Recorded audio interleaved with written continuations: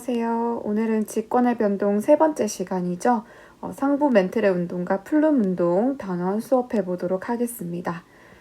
오늘 수업에서는 우리가 앞에서 계속 얘기했던 그 대륙이 움직이는 힘, 즉 우리가 계속 지금 공부하고 있는 이 중단원, 직권의 변동 단원에서 이 직권을 움직이는 힘이 무엇이냐에 대해서 이야기하고 중단원을 마무리하게 되는데요. 먼저 배우게 될 내용은 우리가 앞에서 계속 이야기했던 멘틀의 운동입니다. 우리가 대륙이동설 다음에 나왔던 그 이론이 멘틀 대류설이었죠. 지각 아래에 있는 멘틀이 이렇게 대류하면서 그 힘에 의해 판이 움직인다는 것과 거기에 더해서 우리가 새로 등장하는 플룸 운동이 무엇인지 이번 시간에 수업해 보도록 하겠습니다. 자, 여기 PDF는 클래스룸 그 스트림에 선생님이 첨부 파일로 올려뒀습니다. 미리 준비해서 수업을 들을 수 있도록 합시다. 첫 번째, 상부 멘틀의 대류와 판의 운동부터 보도록 하겠습니다. 멘틀의 대류가 어떻게 판을 움직이게 하는지는 우리 앞에서 이야기를 다 했습니다. 멘틀 상하부 온도 차이, 즉 멘틀 위쪽과 아래쪽에서는 온도 차이가 발생하는데요. 어디로 갈수록 더 뜨겁다고 했죠? 네, 맞아요. 아래쪽으로 갈수록 더 뜨거워집니다. 이 아래쪽에 있는 뜨거운 멘틀 물질은 상승하게 되고요. 위쪽으로 올라와서 차가워진 물질은 다시 하강하게 됩니다. 이렇게 수직적으로 움직이는 물질이 움직이는 이 흐름을 우리가 대류라고 부른다고 했죠. 대류.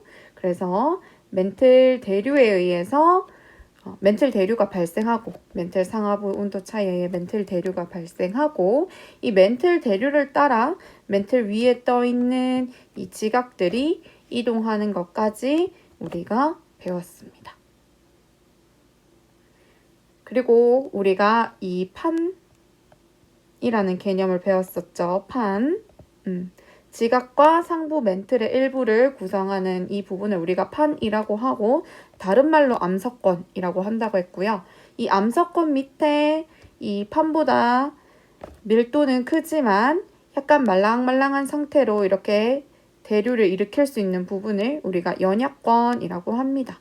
그래서 판의 이동은 상부 멘틀의 대류를 따라 연약권 위에 놓인 판이 이 연약권 위에 놓여있는 판이 이렇게 이동하는 형식으로 나타난다라는 게 1번에 있는 내용이었습니다. 자, 그런데 우리가 배웠던 멘틀 대류 외에도 판을 이동시키는 힘이 지금 교과서에 3가지로 나와 있는데요.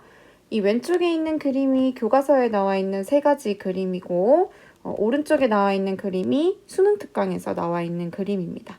수능 특강에서는 멘틀 대류 외에 판을 이동시키는 힘을 2가지로 정리하고 있거든요.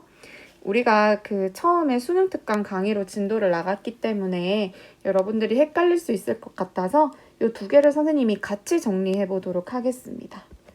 교과서에서 나와 있는 이 2개의 그림을 합치면 수능 특강에서 설명하는 첫 번째 해령에서 밀어내는 힘과 같고요. 2번째 섭입하는 판이 잡아당기는 힘을 이렇게 설명할 수 있습니다. 각각의 힘을 이제 구체적으로 살펴보면 자, 멘틀 대류 말고도 지금 이 암석권 아래에서 이렇게 멘틀이 움직이는 그 멘틀 대류에 의해서 판이 끌려가는 이 움직임 말고도 2가지로 우리가 판을 이동시키는 힘이 있다라는 걸 설명할 수 있는데 물론 가장 강한 건 멘틀 대류에 의한 이동이에요. 그런데 이 2가지가 뭐냐 한번 살펴보면 첫 번째로 해령에서 판을 밀어내는 힘입니다. 중력에 의해. 자, 해령에서는 이 멘틀 대류 물질이 올라오죠.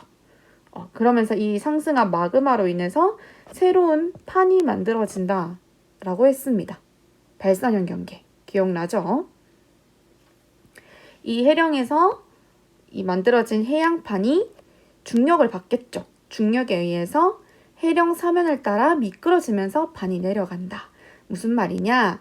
이 해령에서 상승한 마그마 물질로 인해 해양판이 생기고 얘가 이렇게 경사면을 따라서 쭉 이동하죠. 이 힘을 얘기하는 거예요. 해령 사면을 따라서 판이 미끄러지면서 이렇게 이동하게 하는 힘을 우리가 해령에서 판을 밀어내는 힘이라고 합니다. 교과서에 보면 두 가지 그림이 나와 있는데 이 해령에서 밀어 올리는 힘과 여기 보면 판이 미끄러지는 힘, 이 하얀색 화살표로 표시된 부분 두 가지가 따로 나와 있는데 이걸 합치면 해령에서 밀어내는 힘으로 볼 수 있겠죠. 자, 특징은 해령에서 이 사면을 따라 중력의 영향을 받아서 판이 이동하기 때문에 이 경사가 급하면 급할수록 판이 더 잘 밀어내지겠죠. 즉, 힘이 강하게 작용한다라는 특징이 있습니다. 자, 두 번째로는 섭입대에서 발생하는 힘인데요. 섭입대는 우리가 밀도가 다른 두 판이 만났을 때 한 판이 이렇게 다른 판 아래로 내려가는 걸 우리가 섭입이라고 하고 이러한 현상이 발생하는 곳을 섭입대, 판의 경계로는 수렴형 경계. 물론 수렴형 경계에서 모두 섭입대가 생기는 건 아닙니다. 수렴형 경계라는 건 두 판이 만나는 건데 일단 한 판이 밀도가 더 크면 이렇게 섭입돼서 섭입대가 만들어질 수 있다라는 거죠. 이때 이 섭입하는 판이 잡아당기는 힘이 발생합니다. 이것도 판을 이동시키는 힘 중에 하나죠. 그래서 여기 선생님이 예시를 가지고 왔는데요. 자, 이 예시는 무엇을 말하고자 하는 거냐면 지금 보면 선생님이 남아메리카판 경계와 인도 오스트레일리아판 경계를 지금 모식도를 가지고 왔는데 보면 지금 여기서는 첫 번째 그림에서는 판이 1년에 한 3cm 정도만 이동하고요. 두 번째 판의 경계에서는 판이 1년에 한 7cm 정도. 여기가 훨씬 더 판의 이동 속도가 더 빠르죠. 자, 왜 그런가 하고 보니까 여기 남아메리카판 판의 경계에서는 이 해령에서 밀어내는 힘으로 인해 판이 이렇게 이동하게 되겠죠. 인도 오스트레일리아 판에서도 마찬가지로 여기 C 쪽에서 해령에서 이 밀어내는 힘으로 인해 판이 이동하는데 여기서는 지금 이 부분 섭입하는 판이 잡아당기는 힘까지 같이 작용하고 있어요. 따라서 여기서는 우리가 판이 조금 더 힘을 더 받으니까 같은 속도로 1년이라는 같은 속도가 아니라 같은 시간 동안 더 많은 거리를 이동한다라는 걸 볼 수 있어요. 그래서 이렇게 멘틀 대류 외에도 판을 이동시키는 우리가 두 가지 힘도 이야기할 수 있다라는 거였습니다. 자, 다음 드디어 이제 플룸 구조론에 대해서 우리가 공부를 해볼 건데요. 이 플룸 구조론은 그 이전 교육과정에서는 없었어요. 여러분들 그 교육과정이 바뀌면서 새롭게 들어온 내용입니다.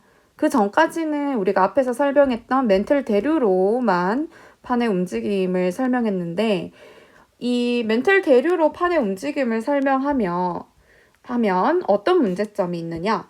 바로 우리가 이 판 내부에서 일어나는 지각 변동을 설명하기가 어렵다라는 게 있습니다. 뒤에 가서 자세하게 또 얘기가 나오겠지만 대표적인 예시로 하와이. 이 하와이는 판 내부에 있는 화산섬이거든요. 우리가 앞에서 판 구조론을 설명하면서 이 멘틀 대류에 의해 판이 움직이면서 만나기도 하고 멀어지기도 하고 따라서 그 판 경계에서 화산이나 지진과 같은 지각 변동이 잘 일어난다라고 했죠. 그렇게 설명을 하자면 이런 판 내부에서 일어나는 화산 활동은 설명을 하기가 어렵다라는 겁니다. 그럼 얘네를 어떻게 설명할 것인가 라고 보니 우리가 플룸의 운동으로 설명을 할 수 있다. 그래서 일단 플룸 구조론의 정의를 보면 지구 내부에서의 변동, 움직임이 플룸의 상승과 하강에 의해 이루어진다라는 거고요. 그렇다면 플룸은 뭐냐? 지각에서 멘틀 하부 아래쪽으로 하강하거나 또는 멘틀과 핵의 경계에서 상승하는 물질 또는 에너지 흐름을 우리가 플룸이라고 합니다. 무슨 말인지 이렇게 글로만 보면 어려우니까 그림과 같이 한번 보도록 하겠습니다. 만들어지는 과정을 먼저 보면 플룸에는 두 가지 종류가 있어요. 차가운 플룸하고 그 다음 안 보이지? 여기 상승하고 있는 뜨거운 플룸 두 가지가 있습니다. 자, 차가운 플룸은 먼저 어떻게 만들어지냐면 섭입대에서 만들어집니다. 두 판이 이렇게 만났을 때 한 판이 아래로 섭입되는 이 섭입대에서 이 상부 멘틀과 하부 멘틀 이 경계에 섭입된 물질들이 바로 내려가지 않고 아래로 내려가지 않고 쌓입니다. 얘네가 쌓이다가 무거워져서 아래로 하강하게 되면 차가운 플룸이 만들어져요. 근데 이 차가운 플룸이 멘틀 아래 끝까지 내려가서 얘네가 이렇게 하강하게 되면서 이 주변 물질들의 교란을 일으킵니다. 그러면서 이 아래쪽에 있던 뜨거운 물질들이 상승하면 그걸 우리가 뜨거운 플룸이라고 합니다. 자, 그래서 정리해보면 차가운 플룸은 수렴형 경계에서 만들어지고 섭입된 물질이 이 상부 멘틀과 하부 멘틀의 경계에 쌓여 있다가 멘틀과 핵의 경계까지 가라앉으면서 만들어지는 하강하는 흐름입니다. 자, 차가운 플룸은 밀도가 클까요? 작을까요? 그렇죠. 밀도가 큽니다. 온도가 차갑기 때문에 밀도가 크고 그러니까 하강하는 흐름으로 나타나겠죠. 반대로 이제 뜨거운 플룸은 이 차가운 플룸이 멘틀과 그 핵의 경계에서 물질 교란을 일으키면서 상승하는 뜨거운 흐름을 우리가 뜨거운 플룸이라고 합니다. 어디에서 만들어진다고요? 네, 멘틀과 핵의 경계에서 만들어집니다. 멘틀과 핵의 경계에서 밀도가 당연히 작겠죠. 그러니까 상승하는 형태로 나타납니다. 만들어지는 원인은 좀 전에 설명을 했고요. 그래서 전 지구적으로 보면 현재 아시아에서는 차가운 플룸이 하강하는 하강류가 나타나고 남태평양, 아프리카 그리고 대서양 중앙해령 부근에서는 뜨거운 플룸이 상승하는 형태로 이렇게 나타납니다. 아시아 부근에서는 차가운 플룸이 하강하고 이 아프리카나 또는 남태평양 부근에서 또 대서양 중앙해령 부근에서는 이렇게 뜨거운 플룸이 보세요. 여기 외핵이죠? 멘틀과 외핵의 경계에서 이렇게 상승하는 형태로 나타나고 있습니다. 그러니까 플룸 구조로는 우리가 전 지구적으로 이렇게 지구 내부에서 물질들이 상승, 하강하는 이 과정을 나타내는 이론이 되겠죠. 자, 그리고 여러분들 교과서 23쪽을 한번 보도록 하겠습니다.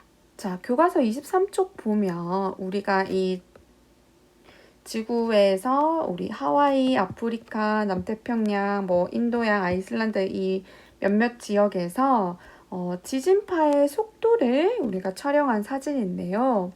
붉은색으로 표시될수록 속도가 느린 곳입니다.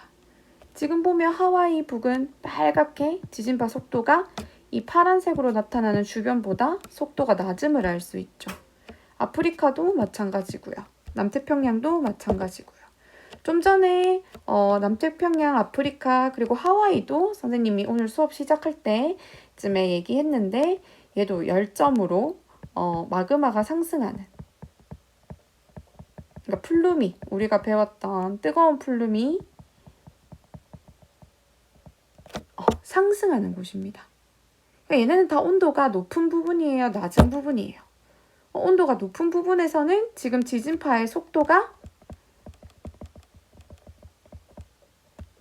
느리게 나타난다라는 걸 볼 수 있죠. 이렇게 주변에 파랗게 지진파의 속도가 빠르게 나타나는 부분에 비해서 자, 그래서 정리를 해보면 우리가 지구 내부에서는 뜨거운 플룸이 상승하는 곳과 차가운 플룸이 하강하는 곳으로 나누어서 볼 수 있는데 이 뜨거운 플룸이 상승하는 곳에서는 지진파의 속도가 느리게 관측되고 차가운 플룸이 하강하는 곳에서는 지진파의 속도가 빠르게 측정된다라는 것도 알 수 있습니다.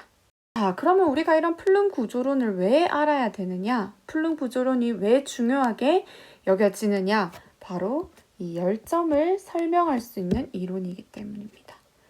그 전까지의 그 판 구조론, 상부 멘틀의 대류로 인해서 판이 움직이면서 판의 경계에서 지각 변동이 일어난다는 그 이론만으로는 우리가 하와이 섬처럼 이렇게 판 내부에서 화산 활동이 일어나는 이런 열점을 설명하기가 어려웠습니다.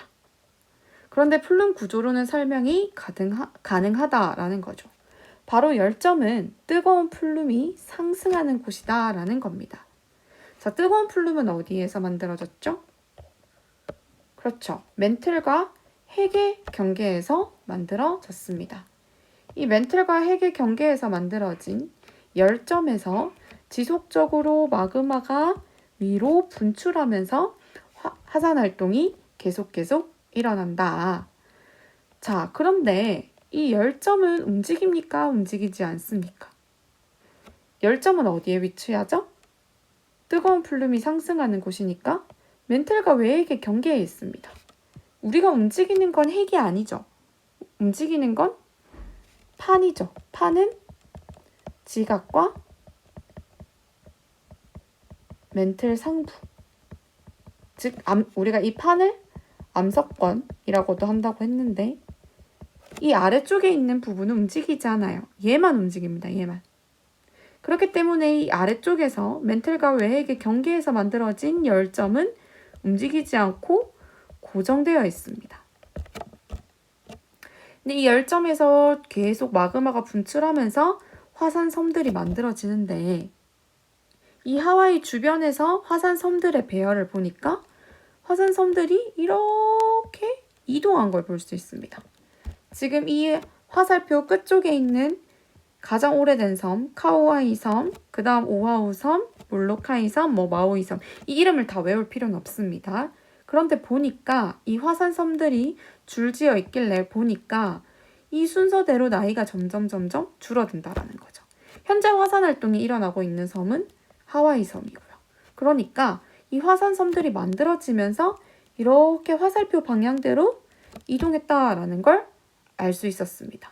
이걸 이제 어떻게 설명할 것인가 보니 이렇게 판 내부에서 화산 활동이 일어나는 건 우리가 앞에서 얘기했던 뜨거운 플룸의 상승으로 설명할 수 있고 이렇게 화산 섬들은 그 위에 암석권에 만들어지는 거기 때문에 판의 이동을 따라서 이렇게 점점점 이동했다라는 걸 알 수 있는 거죠. 그래서 우리가 화산섬들의 배열을 보고 판의 이동 방향도 알 수 있다라는 겁니다.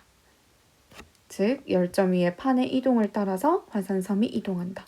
열점이 이동하는 게 아닙니다. 열점은 멘틀과 핵의 경계에서 마그마가 상승하는 거기 때문에 고정되어 있고요. 이 열점은 우리가 플룸 운동으로 설명할 수 있고 화산 섬들이 이동하는 건 이 열점 위에 우리가 앞에서 배웠던 판의 이동을 따라 섬들이 이동하는 걸로 설명할 수 있다. 그래서 섬들의 이동 방향이 곧 판의 이동 방향을 말해주는 거다로 정리할 수 있습니다. 자, 그래서 오늘 배운 상부 멘틀 운동과 플룸 운동을 우리가 비교해보며 정리해보면요. 공통점은 이 둘 다 상부 멘틀의 그 운동이든 멘틀의 움직임이든 플룸 운동이든 직권의 움직임을 설명하는 이론이라는 겁니다. 근데 둘의 차이점은 먼저 상부 멘틀의 운동은 판이 섭입하기 전까지 이 멘틀 대류를 따라 이동하는 멘틀 대류를 따라 판이 수평적으로 이동하는 걸 설명하는 이론이고요. 또한 이 섭입대에서는 섭입하는 이 과정에 따라서 판이 이동하는 걸 설명을 합니다. 근데 이제 플룸 운동은 이 이후에 판이 섭입된 이후에 지구 내부에서 플룸이 하강하고 상승하는 대규모의 수직적인 운동을 설명한다는 차이점이 있고요. 그래서 주 활동 영역을 보면 플룸 운동은 멘틀과 핵의 경계에서 물질이 상승하고 하강합니다. 상부 멘틀은 움직이는 범위가 연약권, 암석권 아래에 이 대류가 일어나는 부분, 그 연약권 내에서의 대류로 볼 수 있죠.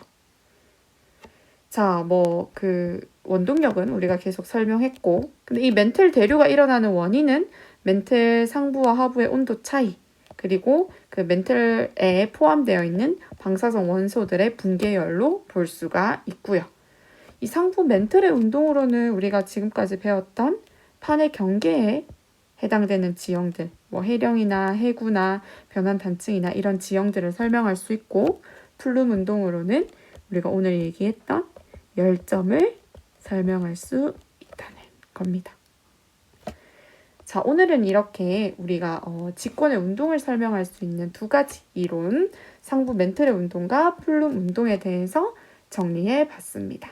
고생했고요. 다음 시간에 또 다른 내용으로 수업해 보도록 하겠습니다.